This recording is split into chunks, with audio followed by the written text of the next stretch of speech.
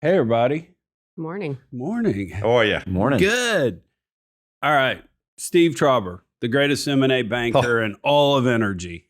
And yes, I mean that, Maynard Holt. Sorry, man. He's kidding. Level set us where we are M&A and energy. Because, I mean, are we going the route of the cellular phone business? We're going to have 5 E&P companies 5 years from now. Where are we? Now, look, I think if we sit here today, because of the volatility we're seeing in the marketplace, we're kind of in a little bit of a pause. Doesn't mean things aren't happening. We're extraordinarily busy, but we've just come off of a 12 to 24 month extraordinarily busy period, maybe a record-setting period, certainly in the upstream sector. And people are pausing. If you think about all of the big companies, most of them have done a large M&A transaction. Exxon, Oxy, Conoco, Chevron's trying to get one done, depending upon what happens with Hess. And Diamondback's another one. They're all digesting at this point. With that said, is consolidation has tremendous amount of benefits, right?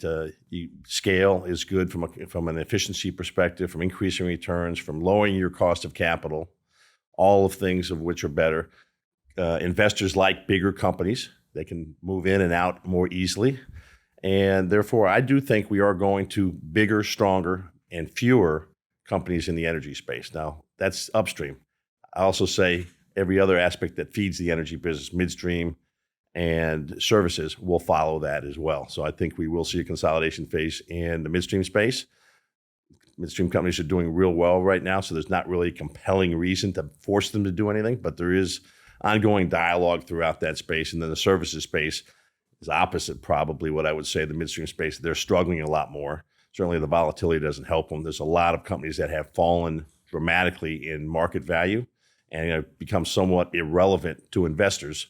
And so I think there's got to be a consolidation there so that they grow in size. There's really kind of 3 or 4 large cap companies, and we all know who they are, the Baker Hughes, Schlumberger, Halliburton's of the world, National Oil Wells. But there's a lot of companies that need to gain that scale, and I think consolidation is what's going to happen.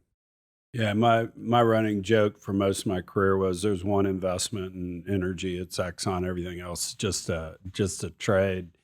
And this is going to sound like a huge juxtaposition, but we're going to tie it together, I promise. Matt, Tracy, what's going on in insurance world? Level set us there, because then I want to come back and try to tie the two together. Yeah, so I'll take it from an M&A perspective. So within Aon, we have a group that focuses on insuring M&A deals. And 10 years ago, the ability to do that in the energy space didn't exist.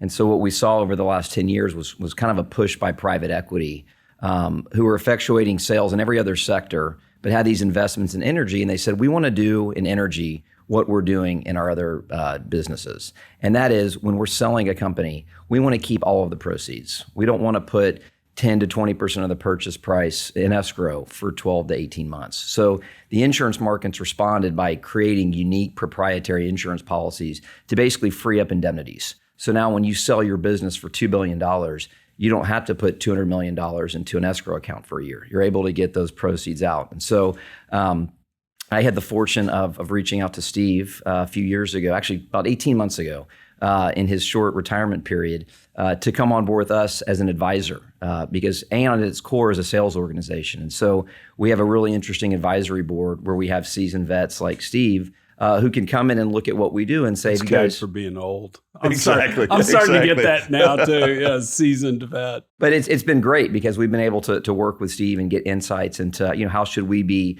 adapting our business to meet kind of the current needs of energy transactions. So it's been great to get to know Steve and work with him over the last 18 months. So I'm going to drill down on those, because that's the stuff we didn't really do back when I was at Kane and we were selling stuff. It seemed like we investigated it, but it never seemed to work out. But real quick before we get there, Tracy, insurance companies actually willing to work with hydrocarbon-based companies? Yes. Are we okay there? Yes. For a while there, I was worried about that. There was some concern there. I think the insurance companies were following kind of what the banks were doing.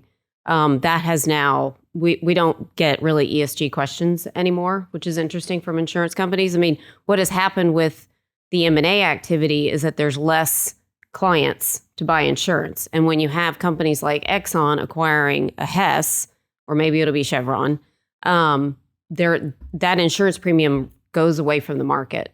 And so then there's less clients to buy insurance. So there's more competition. So we're using the market environment to our advantage, and it's definitely a buyer's market for oil and gas companies. Yeah, unfortunately, I'm on the podcast somewhere talking about how the money center banks will be out of energy within the next 5 years. And Well, we were, I wouldn't say we were headed that way, but there were, as you know, a lot of banks that got out of energy. Barclays would announced getting out of energy. BMO was getting out of energy. Deutsche Bank was getting out of energy. And certainly the big banks, one of which I was part of, was shrinking and was looking at their portfolio of loans and saying, how do we shrink so that we can get our own portfolio on a financed emissions basis, net zero by 2050? And what was that glide path to 2030? And I can't tell you the amount of time I spent with advisors and outside consultants trying to convince them that energy wasn't going away and that there was going to be a major problem if the major banks weren't helping to grow energy companies to supply the world with the much needed resource, which was hydrocarbons. Yeah. So Matt, how does this work? Give me a specific example of an indemnity or something that you're insuring under a PSA. Are y'all doing, is it title? Is it environmental? What type of stuff is it? Yeah, it's a great question. So, upstream oil and gas is one of the interesting places where it took us years to actually develop a solution to insure upstream transactions. And you hit the two kind of key areas. It was environmental and title, right? We had a real challenge getting insurers to focus on those things. But to take a step back, if you think about it, if you are a private equity fund, right, and you've had an investment for 8 to 10 years, you're ready to exit that investment, you want to return that capital to LPs, the idea of holding proceeds up for even another 12 to 18 months has a significant cost to it. If you can return those proceeds to your LPs on the date of closing, got an 8% clock on it. Right, exactly. That's the preferred return to your LPs. That's exactly right. So really, when we looked at this solution, it really kind of was born out of almost an arbitrage to say, if we can free up that capital today, but only pay 2 to 3% for something that frees up 8% capital, it makes all the sense in the world. So 10 years ago, I think we talked about this earlier, you really didn't see this as a solution. I mean, no one used it. Today, probably 60 to 70% of all private M&A are insured transactions. And it's generally, the sellers are pushing for it because they want a walk away deal. And what it's actually done is it's made the transaction a lot easier and more efficient. So you don't have the lawyers. I was a practicing attorney before I joined Aon. You don't have lawyers spending, weeks negotiating reps and warranties and various indemnities because you're pushing that risk to an insurance company. So on upstream, you're basically covering all of the kind of unknown liabilities that would come over with an asset. So you're covering special warranty of title. You're covering environmental pollution. You're covering the inaccuracy of lease operating statements. You're covering potential underpayment of royalties. You're covering potential tax issues. Another big one we see is material contract issues where someone didn't disclose certain terms under a JOA or a joint development agreement. So if you just think about all the things that you could step into after you buy an asset or a business, the idea is let's take all of those potential liabilities and push them onto a balance sheet of an insurance company and let the parties just walk away from the deal kind of free and clear. Oh, interesting. And either one of y'all take this, when does this start? Meaning I'm selling XYZ property, then I pick up the phone and call you 6 months before I want to run the sale assignment.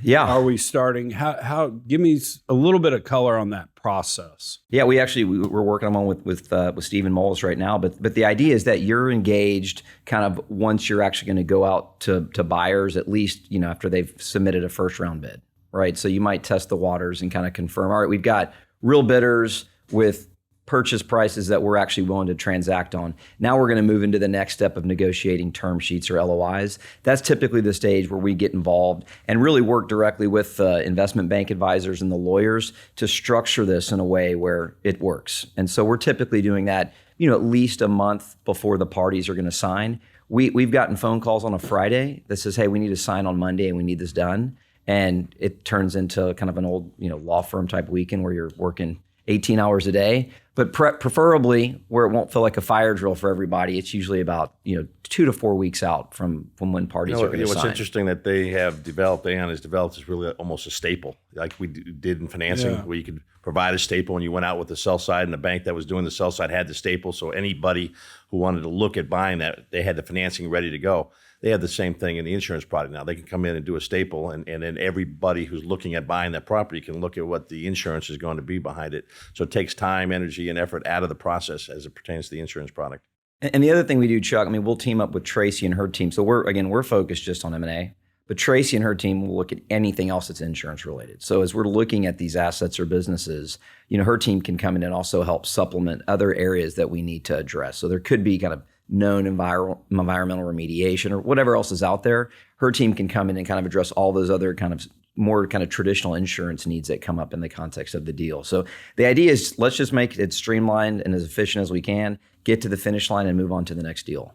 So I had a dinner with an LP one time, and the backdrop of this is we had bought an asset from another private equity firm that shall remain nameless, Merit. And we got a phone call one day where literally the CEO goes, "Hey man, we're piping sour crude underneath the city of Leduc in Canada through lines that were built for sweet crude." And we're like, what? And my business partner, Mike Hines, engineer, ran the J field at Exxon, which is a real nasty field. I've never seen his face turn white like that before. And he just said, shut it in. This wasn't, let's call, headquarters in LA and do this. But anyway, so we wound up having a big lawsuit, and it went for 10 years. And something I didn't appreciate when I was having dinner with the LP is she's like, "Well, one of y'all two just give me my money.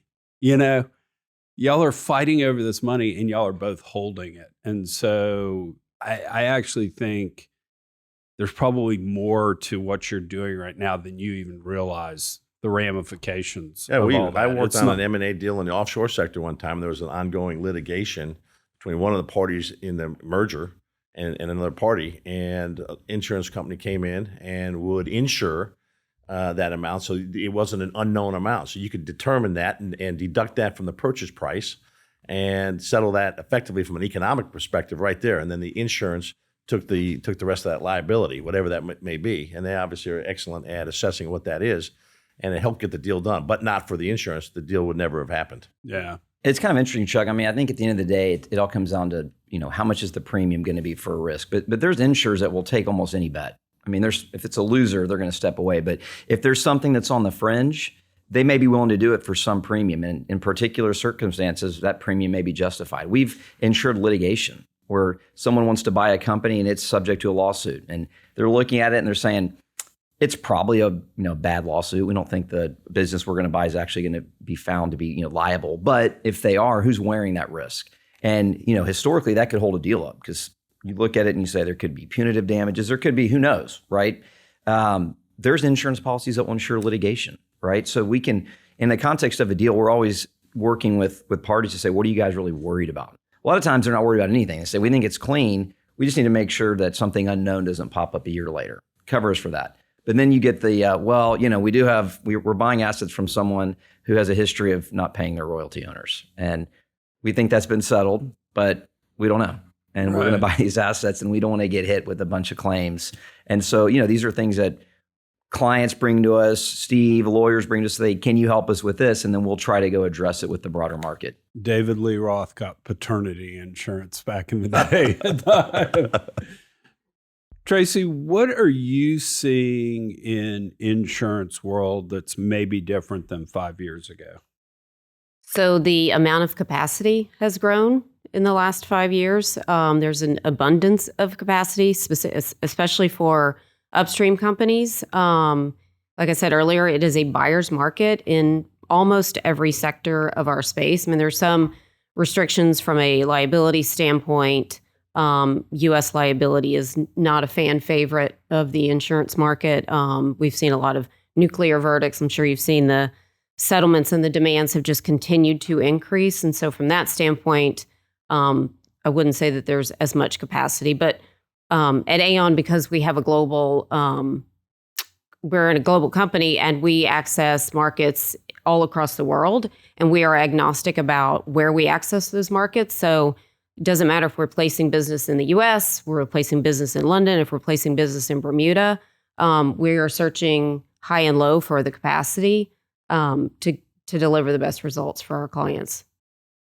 Does that mean cheaper premiums, or has risk? It means cheaper premiums. Oh, okay. Yeah, it means cheaper premiums. Yeah. It hasn't been on my car insurance, but that's that may be my driving record. One thing about the insurance companies that we've seen is as they've gotten more familiar with the energy sector, and more insurance companies have, and as they've gone through and worked on a bunch of these companies and issued policies, and the policies have worked out well for them, more companies have gotten involved, more, so obviously more supply of it, you're going to bring down the price, right? And I think that's what we're seeing, and they're very comfortable with it. The claims have been acceptable, and so they've made money. And as these insurance companies look to expand their business, more and more of them are moving into this area. Yeah.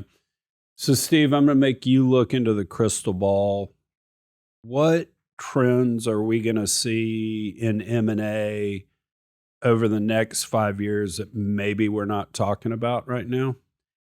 I'll throw one at you, and you can tell me this is stupid, or you've been out of the business podcasting too long, Chuck. But I think at the end of the day, ultimately, big tech just wants electrons, and natural gas is the logical solution to do that. I don't really see the bridge. I haven't seen a lot of the natural gas folks going to Silicon Valley talking, okay, how do we get you your electrons? So I think a convergence has to happen there. And I don't know if... Well, that would make some sense. I mean, obviously, if you look at the big tech, the hyperscalers, their cost of capital is pretty darn attractive. And the need for energy is only compounding. So from a theoretical perspective, that makes sense. We aren't seeing it right now. We are hearing, and we talk to them regularly. In fact, we're working on a process right now. We're getting ready to go out on a roughly $500 to $600 million non-op Appalachia sell side. And we will be approaching some of the tech companies to see if there's interest. But every time we approach them, they say, look, that's what you do. We do what we do. We don't understand energy, and we don't want to get involved, right? I mean, what you could say is maybe it's not the tech guys. Maybe why not? If electricity and natural gas is going to be a major super trend in this sector, then think about why wouldn't one of the major oil companies, why wouldn't an Exxon or Chevron decide that's the big growth area? We're great at projects. We have a low cost of capital. We're very integrated. Why wouldn't that be the next logical step for them? And even that, I don't suspect will happen. I think they like to do what they do best, and they've stuck to it. 5 years from now, maybe it's not quick enough, but there is this super trend where we need tremendous amount of natural gas, where the electrical generation, power generation in North America is not sufficient. So there's got to be a lot of capital spent there, which means there should be good returns, particularly for companies that know how to take on these massive projects. But when we talk to them, that's the furthest thing from their mind. They just don't see themselves getting into that. Well, and I was on a panel at NAPE, and I sat here and said, okay, who has natural gas in their portfolio? And I've 200 people out in the audience. Everybody raises their hand, and I go, how many of you have been out and sat down with Microsoft and talked about their energy needs? All the hands went down. And you do need to figure out how to bridge that, because if we leave it to the utilities, it's not going to happen. I mean, those are the most unentrepreneurial people on the planet. Usually regulated, not used to working in the entrepreneurial environment that we need to have now. We need to be thinking strategy and growth, and not just how do we connect the next neighborhood to the grid. And you're right. There needs to be some creative thinking about it. You notice John Orwell went on the board of Meta. Right. There's a reason that happened, right? Obviously, they recognize energy is a critical need for them going forward, and it's only going to become more critical. Somebody needs to understand the energy ecosystem and help explain to their board and their management team how we capture that natural gas, how do we take advantage of that. But yet today, I mean, your point is logical, it's rational. It's just, sometimes people say, look, we do what we do, right? And you do what you do. And we'll help you. You've seen, for example, we worked earlier this year on a company with X Energy, and one of the lead investors, it's a small modular nuclear SMRs, and Amazon was one of the big investors in it. They Yeah. understand the need. They will put their capital up, but for them to actually get involved in owning it or operating any of these assets, just don't see that yet. It doesn't say it won't ever happen, but it's I think it's got to be down the road. The one thing I've heard is a couple of the more entrepreneurial E&P companies are hiring the old IPP guys and saying, all right, figure out how to turn my natural gas into electrons, because something that's going to happen. And unfortunately, I think they're going to have to build it all off grid. Yeah, we're At the seeing end a of little the bit. day. We sold a company earlier this year called Baseline. They've got gen sets out in the oil field, right? Yeah. And they want to obviously take it to the next step to data centers and help AI grow. But right now it's out and they're trying to do exactly that. Take that natural gas and convert it. Let's get rid of the diesel. Let's upgrade from a clean tech perspective and use that out in the oil field. There's a lot of places you're not connected to the grid. You go out in the far stretches of Midland Basin or Delaware Basin in particular. You're stretched to find out how to get plugged into the electrical grid. So, I think that is a logical step. And you do see, we saw some of the oil field service companies actually looking at bidding on that as a complement to what they're already doing in the oil field. Yeah, that's always been my running joke, that if you're the mayor of Monahans, Texas, I got to upgrade the Bennigans if you're going to have Zuckerberg come in. I actually had a question for Steve, just fire based on away. what we heard this week with money coming in from sovereign wealth funds from the Middle East. Do you think that's going to have an impact on energy in the U.S. specifically? Yeah, look, Trump is obviously over in the Middle East right now, and we've seen, you saw that Aramco, he's going to put $3 billion into their refinery system here, Motiva, and I think you've seen X Energy, which is a new subsidiary of ADNOC, right, commit to $80 billion. Now it's a global, but they're looking, all of the Middle East companies right now, we're working with a lot of them. Moelis & Company is one of the dominant true advisory firms in the Middle East. And we're working with a lot of those companies right now looking at opportunities in the U.S. Natural gas is at the top of the heap. LNG is there. They're really not looking for oil because they've got plenty of oil, right? But they are looking for derivatives of the energy sector and trying to figure out how they can become more global in nature. Are we to the point where you guys will actually insure, and I'll make up the example, I'm a big natural gas producer. I go hire some IPP guys, old school natural electrical generation equipment I put out there. Would y'all underwrite that the generation would actually happen, or is that more getting into an engineering realm that's outside of what y'all would look at? I think it would be tough. I mean, it's not a hard no, but I think anytime that you can't look at actuarial data and get comfortable, what is the likelihood of something happening, right? I think with that, you're looking at what's the likelihood of these assets performing or not performing. You'd have to have some kind of underlying analysis that you could provide to get insurers comfortable. I'll give you an example of things that are kind of outside of the box that we've looked at. We had a private equity fund here maybe 7-8 years ago come to us and say they'd made a large acquisition in Colorado of upstream assets. And they had a big LP co-investment piece to help fund that. And right after they completed that acquisition, the state of Colorado put this proposition up to vote to increase the setback that you could drill an oil and gas well from 1,000 feet to 2,500 feet from certain structures, churches, schools, you name it. And I think in Weld County, going from 1,000 feet to 2,500 feet would completely destroy the drilling locations, right? It would basically say, like, we don't have anywhere to drill. So this PE fund comes to us and says, guys, if this actually happens, like, our investment is gone. And they had hired a lobbyist to do this really deep dive research into how much revenue does the state of Colorado generate from oil and gas. It's funding, teachers' pensions, all the things, all the impacts would happen to the state if this got passed, and how harmful it would be. And they said, this is never going to make it through.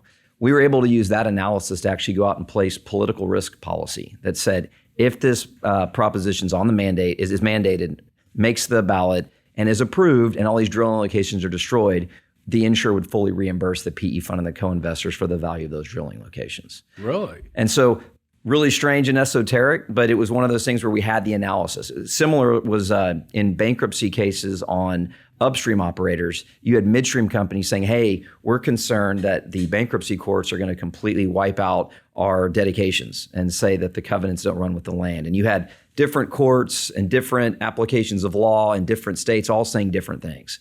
And so you had all these midstream companies that were kind of really worried that, hey, these billion-dollar dedications we have are going to evaporate.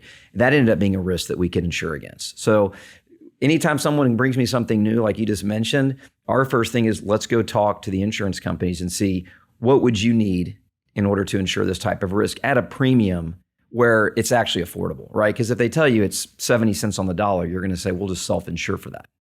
Because where I was going to go with this, and Tracy, feel free to tell me this is a really stupid idea, but in my vision of natural gas producers having to get into the selling electrons business, they're going to go out.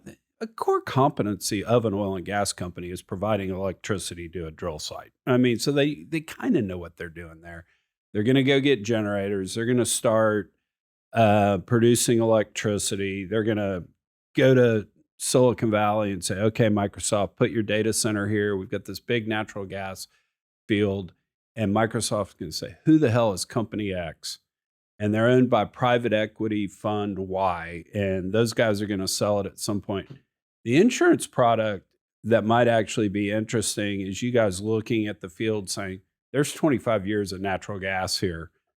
We'll insure that, Microsoft. Don't worry. It'll barring these acts of God or whatever, the gas is actually there. That might be helpful because you don't need that much natural gas to actually generate a lot of electricity. It's a bit outside of my kind of area of expertise, but I almost think of it like business interruption insurance, where you're basically saying we want our business to operate continuously. And what are the acts or things that could happen that could effectively shut down, the data center, the gas coming into whatever the operations are. So I don't know, what do you think? Yeah, I think if you have enough underwriting information, underwriters are looking to be creative because we are in a soft market and they need to generate premium and grow their business. They all have growth targets.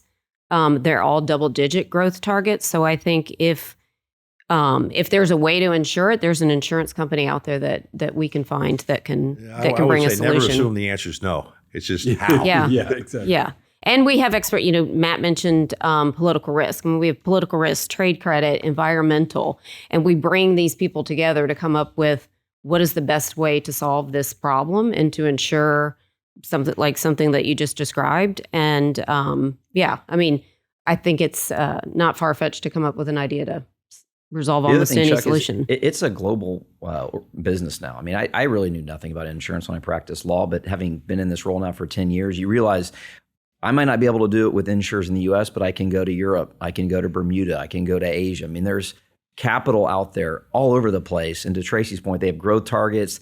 They want to collect premium. They're then taking those premiums and calling up Steve and saying, how can I invest my premiums in your businesses to generate 30% IRR so I can pay these claims when they come in? It's a fascinating world. And, if they're always just competing for the same kind of traditional business line, sometimes they can't meet those growth targets. So when you start pointing out, hey, this is a place where we think it's actually a good risk, and we have, to her point, the data to show you why we think it's a good risk. This is one thing I think Aon does very well is data and analytics. So we as a broker will go to the insurers and say, this is a good risk. Here's why. Here's the premium you should charge. Tell us what you think. And then we may spend a couple of months or longer trying to develop a unique proprietary solution. But once you get there, all of a sudden you've got something that no one else has. And so we love it when people come to us and say, hey, what about this? Because it sends us off down a rabbit hole trying to figure out, can we get this done? Yeah, interesting stuff. All right, Steve, how's AI changing energy companies, M&A, banking? What are you seeing there? It's slow adoption because people are learning it. And so we haven't really seen it impact too much in the banking world yet. I do think that You still have analysts. We still have analysts. We still have associates. We still working really hard. Still write your own emails. Still write my own emails. Still write my own presentations. Doesn't mean that sometimes when I write something, I'll stick it in there and see if it can be written a little bit better, but it's my content. So, right. But no, with regards to AI in the energy business, though, it is increasingly being used to really evaluate wells, to evaluate, as in the oil and gas world, there is so much data. And there has been so much data, and people have collected data for a long time. And the question has always been not whether we have the data, is how do we interpret the data? Now we have AI that can go through reams and reams of data and come back with real answers. And we're seeing that. We're seeing that in the upstream space. We're seeing that in the midstream space. We're seeing it in the downstream space. How do you operate a refinery much better? I had a former client of mine, a friend of mine, come to me recently and said he's working with an AI company that can take all of the data out of a refinery and improve the processes dramatically, reduce costs, know when something's going to have to go on, don't have to wait till the turnaround. We can fix things real time, and we can save tremendous amount of costs. And I introduced him to one of the big refinery companies here, and they got hired right away. So it must be a pretty attractive product and service that they can provide. I was with the CEO of a large independent just this week.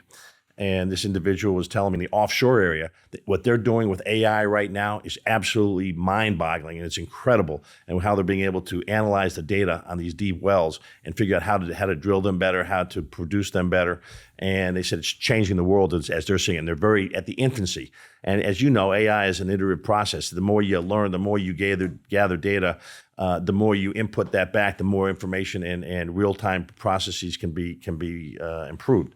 So it's happening rapidly, but it's still in the infancy stage. And I do think that is going to be applied in energy. It's going to make energy companies much more efficient. And as they become more efficient and can operate more effectively and with better returns, obviously that helps oil prices come down because they can produce more with less. And obviously the other side of the AI is the demand side, right? We talked about natural gas, AI, the demand for power, and therefore natural gas is incredible. So that's just going to continue to drive demand too. So there's a lot of implications of AI throughout the energy sector. Yeah, no, you and I haven't grabbed a glass of wine in a long time. It's kind of wild. We've morphed around here. We figured out about 18 months ago that podcasts are the greatest thing to train AI models on. So we're out actually building AI software these days. You walked in through all those autistic coders we have out there. That's what they're doing. They're writing code kind of as we speak. And it is crazy because we wound up doing a VC round that Mercury led here, but we were out in Silicon Valley talking to all those guys. None of them believe us when we say we use less than 1% of the data in our business that we have. I think the energy companies would say the same. They've got reams of data that's sitting in rooms and files and databases and trying to figure out how to amalgamate all of that and provide data that somebody can read, can interpret, and help them run their processes better. And I agree with you. And by the way, on the podcast, first of all, I'm an investor in Mercury, so I hope it goes well. Me too. We're aligned. But second of all, companies like Enverus and other entities are all going to AI now because they are collecting data. They get more data and they can use that and spit that back in a much more effective way. ChatGPT coming out and in effect democratizing AI has been pretty powerful stuff. Yeah. So I would just add that Aon has invested $1 billion in data and analytics because we have all of this information. We have a large reinsurance arm, and we're using all of that data to come up with different solutions, analyzers for our clients to help them make better decisions. Well, and I, it's funny because I probably couldn't spell AI 18 months ago when we started going down this path. The thing I truly believe is anytime you connect disparate data sources, AI finds relationships that you didn't know existed, even if you're the world's expert at something and you have all the data and stuff. So anyway, there's not a day in my weekly business that data centers and AI don't come up multiple times. Every single day. I mean, it's on the top of everybody's mind. Not only how do I use it in my business, but how is it going to impact my business? How is the demand in the energy sector going to grow? How do I service that demand?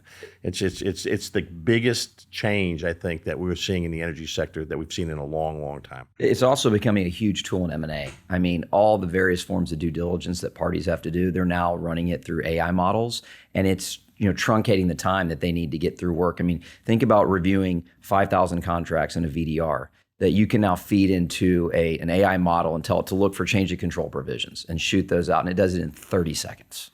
I mean, it's pretty fascinating. So we've got 3 installations right now as we speak. We've got one in at NOV, we've got one in at ProFrac, we've got one in at Kraken. And Kraken's using it on the marketing contracts because they go in and say, man, we hate these 5 things. Go find it, even before they look at a deal. Yeah. Instead of where that stuff would always pop out at the end. So, the quality of earnings and accounting work, we're hearing about AI models that are going to be trained to basically kind of perform QofE lights, within a few days versus what now may take 2 to 4 weeks. And so to your point, I mean, we're in the infancy. Like no one even knew what ChatGPT was really 2-3 years ago. So when you think about 5 to 7 years from now, the expedience at which these machines are learning, like what tools are we going to have access to? Our to? education starting in elementary school is going to start being AI. You need to know AI. Yeah. You need to know how to apply it. It's incredible. It is changing the world. I can't think, the Industrial Revolution, et cetera. This is the AI revolution, and it is going to change the world for sure. So it's, every technology ever invented, it's always, we overestimate it in the short term, way underestimate it in the long term.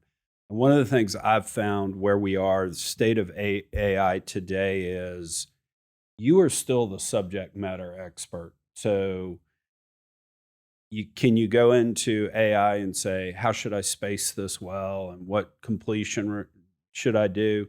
The answer to that's no, not yet. But if you realize you can get your answers, you can search the data and get your answers really quickly. What's my best well? What was the completion I did there? What was the casing design? What other wells did I do that? Oh, those are good wells too. If you realize that you're not digging around for data, trying to figure that out, and you can get it all in one place and get your questions answered, that's where we are today.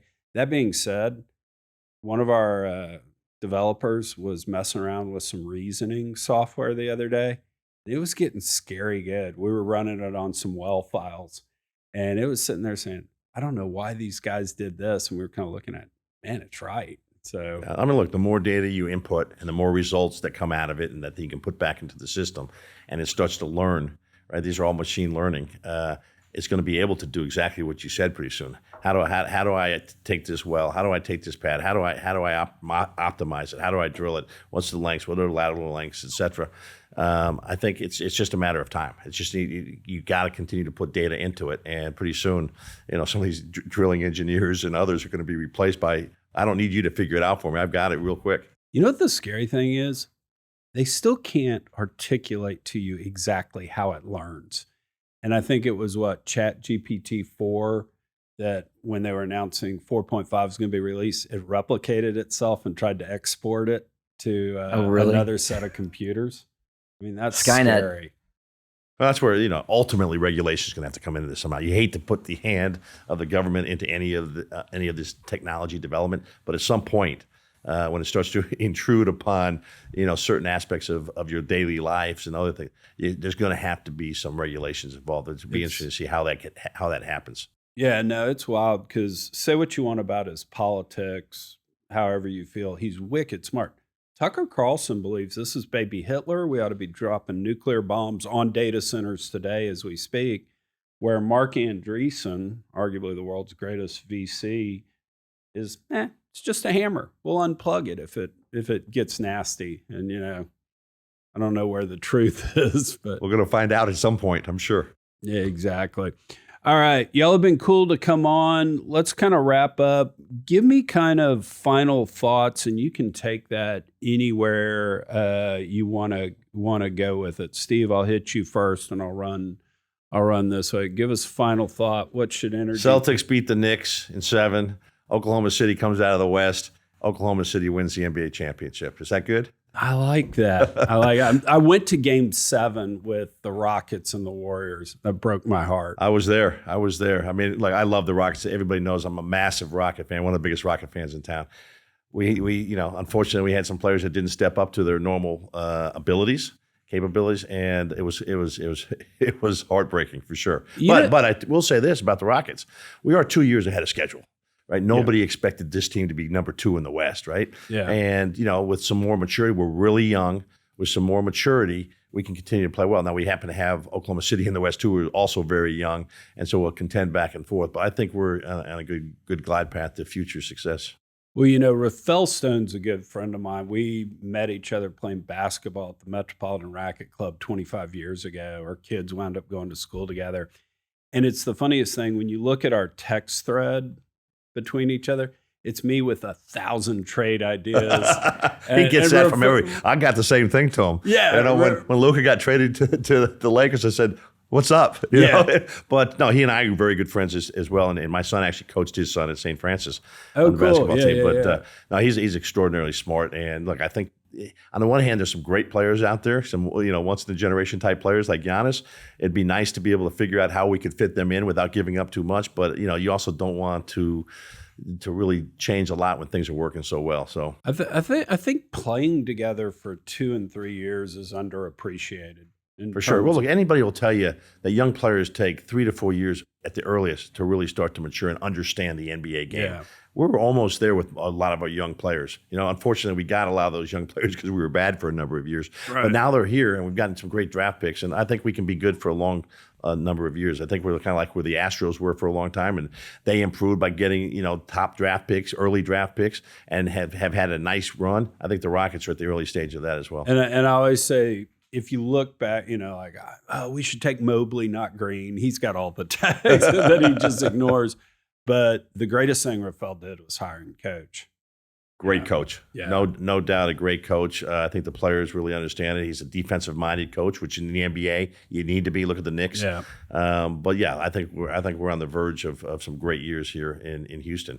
Coming back to your original question, which was where does energy go from here? Is that sure? Look, I think particularly with this administration, I think we've seen a pivot back, fortunately, to what's more rational. We were too far to the left with the last administration, meaning we got to get rid of hydrocarbons. Hydrocarbons are bad. Well, the reality is hydrocarbons are good. It's what makes America move. It's what makes the world move. It's what creates standards of living and an ability to increase your standard of living. And as you know, and you've talked about a lot in this podcast, we have billions and billions of people that are energy starved. We need more energy. You can't get rid of any kind of energy and be able to help people around the world where they need energy. So I think on the hydrocarbon side, we have a much more rational administration. Interestingly enough, the European Union is starting to move back as well. They were a little bit later than us. They were a little earlier moving to green energy. They're a little bit later coming back and understanding the need for fossil fuels. And so I think we're really in a great place with regards to the energy sector.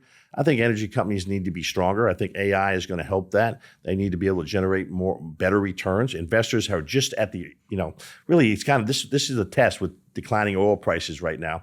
Can they be disciplined? Can they continue to generate the returns that investors expect them to generate? That was the problem for so many years, particularly with the shale revolution. People threw money at shale. It was like the California gold rush. People ran out and was buying everything, buying land at all kinds of prices with yet to be determined exactly what the resource base was, how you were going to develop that, and what the cost of that was going to be, and therefore what your returns are. Now that we're mature, we're 15 plus years into the shale revolution. People understand all of that now.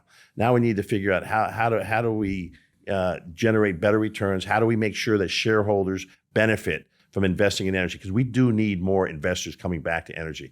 And if we stay disciplined and continue to generate strong returns throughout cycles, boom and bust cycles, so it's a commodity at the end of the day. We are going to have boom and bust. Geopolitical factors play in GDP. As GDP slows down, you're going to need less oil. And I think if we can stay disciplined in the sector, I think it's going to be a great sector for companies to invest in. Candidly, on the flip side of it, I think it's going to be a great place for kids coming out of college to go into. It's been a tough business historically to want to go into the energy sector. I think it's a great place to be going forward. Technology still continues to be developed. We probably need to restart reinvesting in technology. We've kind of stopped that for a long time in search for returns, but we do need to continue to increase investing in the sector. But I think energy sector is a great place to be longer term, and I think we're going to see more investors flock there. And I think the oil and gas sector is going to thrive. And I didn't touch on natural gas, but we have today on the podcast. Natural gas is a super trend right now because of AI data centers and because of LNG. We really didn't talk much on the LNG side, but both those factors are driving demand for natural gas. So I think that natural gas is in a great place. The U.S. is flush with natural gas, so we sit in a very good place from a global perspective. Any final thoughts, Matt? Two, from a sports perspective, I think Sark and Arch are going to have a big year this year. We can keep Arch protected. I think the Longhorns are going to make a good run.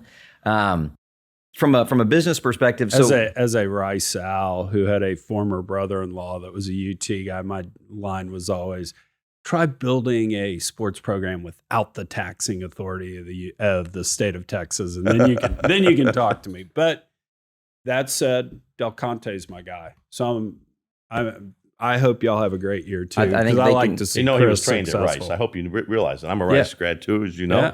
Yeah. And Who was Del Del Conte Conte? was trained Yeah. at Rice. Incredible That's where AD. he really I mean, what learned how he's to be an done AD. for- That was his first AD job. What he's done for the Texas sports is incredible. So big shout out to Del Conte. From a business perspective, so we're M&A, we're industry agnostic. We look at everything: energy, healthcare, tech, and we came into this year with what we thought were significant tailwinds. New administration with a more friendly kind of antitrust regime, a lot of dry powder that hadn't been deployed, a need to sell assets and return capital to investors, right? All of these things were what we thought would create a significant tailwind for M&A. We've had a pretty muted or flat first couple of months.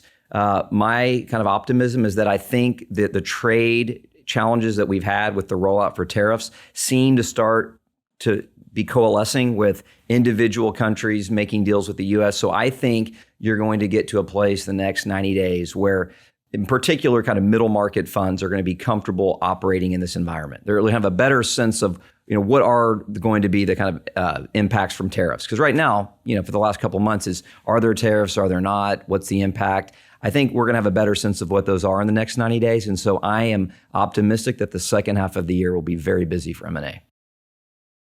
Yeah. So thank you for having us. I would just say from an insurance perspective, it is a buyer's market for energy companies. You should be seeing reductions in your premium and your total cost and your spend. And, we represent the whole spectrum of the energy space. So whether it's upstream, downstream, midstream, and all the contractors that sit around it, you should have a strategic partner with you, especially at this time in the market. And we've got a great team at Aon in Houston. So Cool. How do people get in touch? Website, LinkedIn? LinkedIn would be great. Yeah. Tracy Cool. Irwin. Yep. Cool. Gotcha. You guys were great to come on. This was fun. We appreciate it, Chuck. Thanks you. for having us. It's been a lot of fun. Absolutely.